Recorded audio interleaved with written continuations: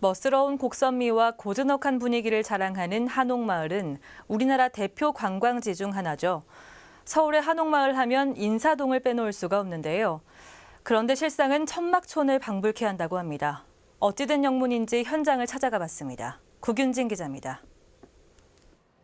서울의 대표 한옥촌 중 하나인 인사동. 지붕을 떠받치는 목재 곳곳이 습기를 머금고 갈라지기 시작했습니다. 나무를 휘감은 곰팡이와 먼지는 전선줄에까지 붙었습니다. 위에서 보면 상황은 더 심각합니다. 기와장은 군데군데 흐트러지거나 부서졌고 그 자리엔 천막이 마구잡이로 더 씌워져 있습니다.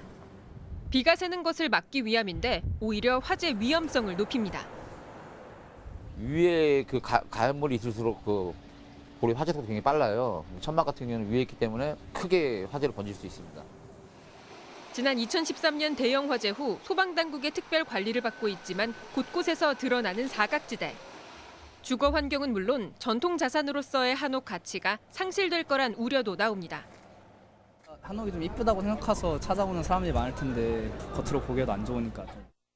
They should do something to prevent the fire from getting worse. 다만 한옥을 지원하는 제도가 없는 것은 아닙니다.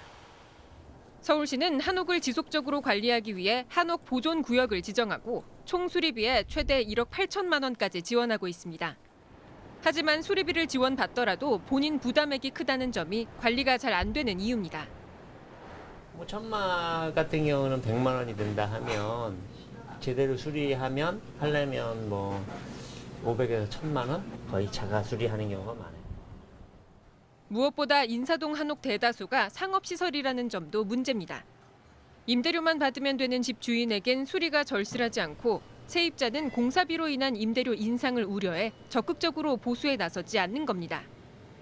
주거지역 같은 경우는 이제 소유주 의지에 따라서 언제든지 이렇게 수선이 가능한데 이런 상업지역 같은 경우는 이제 소유주와 세입자 간에 이제 협의가 필요하다 보니까 문제들이 얽혀 있어가지고 거의 수선이 잘 안 되고 있습니다.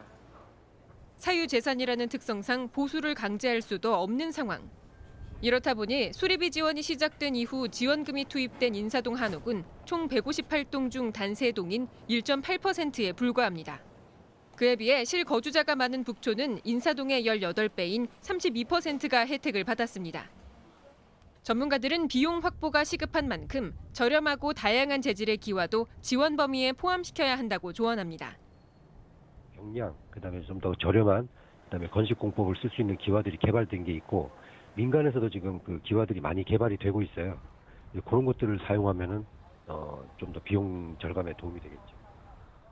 우리나라 전통 문화 공간이자 특유의 멋스럽고 고즈넉한 분위기를 품고 있는 한옥 보존구역. 건축주의 부담을 줄이고 지원 제도를 활성화하기 위한 대책이 필요해 보입니다. TBS 구균진입니다.